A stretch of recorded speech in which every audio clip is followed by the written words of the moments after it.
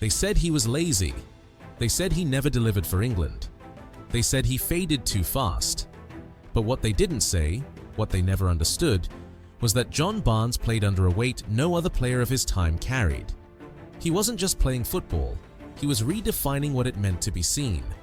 A Jamaican-born, black British footballer dominating English stadiums in the 1980s, not with brute strength, but with grace, vision, and genius. He didn't speak much back then. Now that he does, many still don't want to listen. This isn't a scandal story. It's not a rise and fall drama. This is the story of a man who was brilliant, bold, and burdened, and who, even now, is still misunderstood by the game he gave everything to. If you're tired of shallow highlight reels and want the truth behind greatness, subscribe now. Because this is the side of football history that deserves to be remembered, and rarely is. John Charles Brian Barnes was born in Kingston, Jamaica, on November 7, 1963. Not in a football academy, but in a military family. His father was a colonel in the Jamaican army.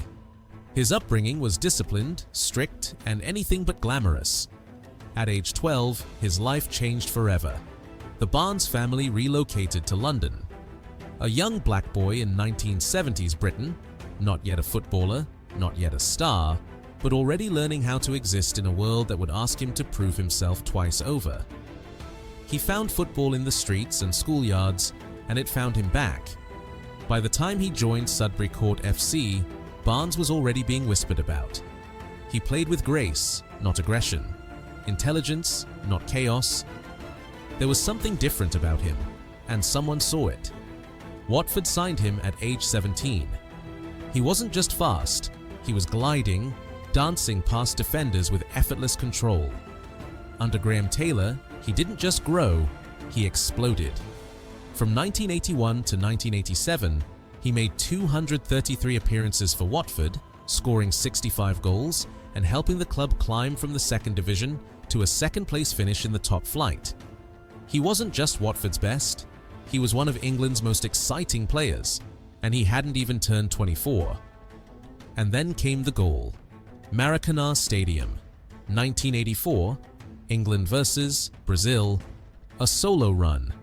Brazilian defenders beaten like ghosts. A finish that silenced the gods of football in their own house. John Barnes had arrived on the world stage, but even then, something lingered. For all the brilliance, respect didn't follow as fast.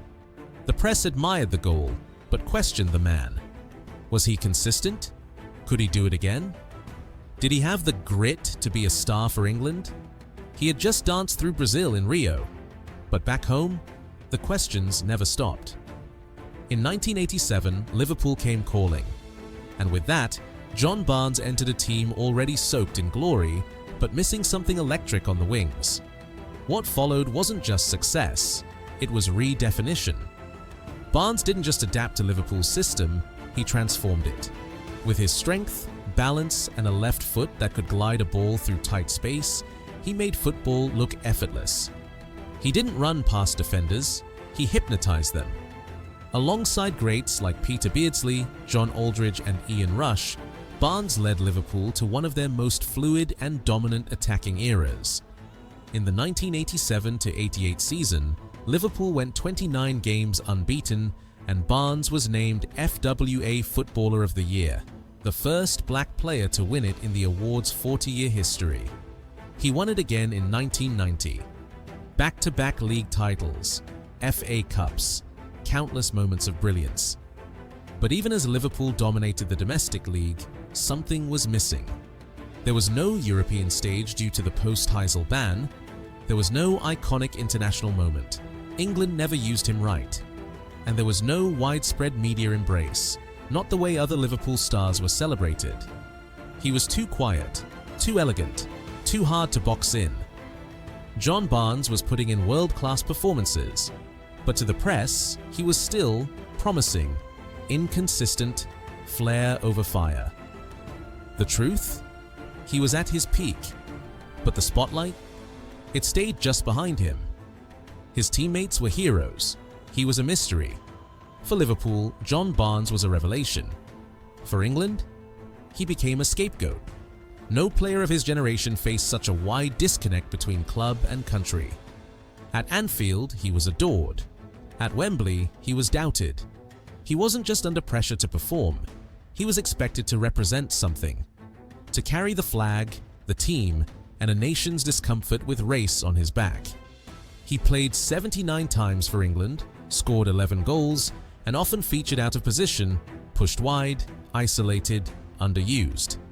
The team's tactics didn't suit him, but the criticism never stopped. Whenever England failed, the headlines didn't go after the manager, they didn't go after the system, they went after John Barnes. The racism was loud, and it was everywhere. Monkey chants from the stands, bananas thrown on the pitch, caricatures in tabloids, skepticism in pundit boxes. And through it all, he didn't shout, he didn't storm out, he played. He played with silence because he had no choice. He played with pride because he had to. And he played with brilliance even as the country looked past it. The problem wasn't his ability, it was that John Barnes didn't fit the image of an English football hero in the 1980s and 90s. He was black, he was poetic, he was political without saying a word. And in a country still uncomfortable with change, that made him a target, not a treasure. By the late 1990s, John Barnes had done it all as a player. Trophies, awards, standing ovations. But like many football minds, he wasn't done with the game. In 1999, Celtic handed him the opportunity, his first shot as a head coach. Young, sharp, ambitious, paired with Kenny Dalglish in a director role. To many, it looked like a dream duo. But it unraveled, fast, a string of poor results, dressing room rifts, and then, that night. Super Cayley go ballistic, Celtic are atrocious. The headline that followed a shock loss to Inverness Caledonian Thistle in the Scottish Cup. It wasn't just a defeat, it became a meme, a mockery, and a moment the press refused to let go. Barnes was sacked after just 8 months in charge. Later, he managed Tranmere Rovers. Again, the tenure was short. And with it, so was the patience. But here's the uncomfortable truth. Barnes was given less time, less support, and far less forgiveness than many of his peers. Managers with far weaker resumes were offered second chances, third chances, even fourth. Barnes, 2 stints, both brief, and then silence. He wasn't outcoached, he was outframed by a football culture that still wasn't ready for someone who looked like him, talked like him, or saw the game the way he did. And just like that, one of England's most intelligent footballers was no longer on the pitch, no longer on the touchline, and barely, now, on the screen. But he wasn't finished, just changing chapters. John Barnes never shouted for the spotlight, but in his post-football life, the spotlight came to him. He began to speak, not just about football, but about race, about identity, about the invisible structures that shaped both his career and the society around it. And what he said made people uncomfortable. He didn't stick to the script. He didn't tell the easy story. He told the truth as he saw it, even when that truth made headlines for the wrong reasons. He said racism was not just about insults or slurs, it was in the system, in the assumptions, in who gets second chances and who never gets firsts. He defended players like Raheem Sterling and Marcus Rashford, not because it was popular, but because he understood the coded language behind their criticism. He went further, defending even controversial public figures because he believed principle mattered more than popularity. The media often twisted his words. Viewers called him defensive, outdated, divisive. But Barnes never backtracked, because he wasn't playing to the crowd. He was challenging the foundation, and through it all, he remained calm, measured, just like he was on the pitch. He wasn't trying to be a savior. He was trying to start a conversation, one football still struggles to have. Even now, when he speaks, it splits opinion. But maybe that's the point. He wasn't born to fit in. He was born to challenge what didn't. When people speak of English football's greatest, they often mention the elegance of Hoddle, the fire of Keane, the flair of Gascoigne. But when it comes to John Barnes, the story never seems complete. He should have been remembered as one of England's finest. Instead, he's often recalled with caveats. Great at Liverpool, but that Brazil goal, but that's the thing about John Barnes. He didn't just face defenders on the pitch. He faced a system, one that praised him for his talent, but never fully welcomed him for who he was. He was a trailblazer, one of the first black players to become a true superstar in English football. He was a victim of media bias, of limited opportunity, of unfair expectations. And he was a fighter, not in volume, but in resolve, always pushing forward, always holding his line. He opened doors others walked through. He endured abuse so others could be celebrated.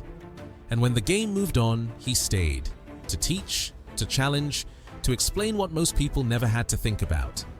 His legacy isn't just in the goals or the games, it's in the conversations he forced, the dignity he kept, and the path he cleared for those who came after. He didn't just change how we see the game, he changed what the game is supposed to see. He danced through Brazil, he dominated at Anfield. He spoke truth when it was safer to stay silent. John Barnes didn't just play football, he carried the weight of what football wasn't ready to face. Brilliant, but boxed in. Respected, but rarely celebrated the way he should have been. Present, but never quite in the picture. Even now when he talks, they still try to explain him away. But the game knows. The ones who saw him glide past defenders, who heard the silence in stadiums after his goals, who listened, not to the headlines but to the man himself, they know. He wasn't just a winger, he wasn't just a footballer, he was a mirror, and some people just didn't like what they saw in it. If stories like this matter to you, the ones they didn't put in the highlight reels, subscribe, because there are still legends left out of history, and their voices deserve to be heard.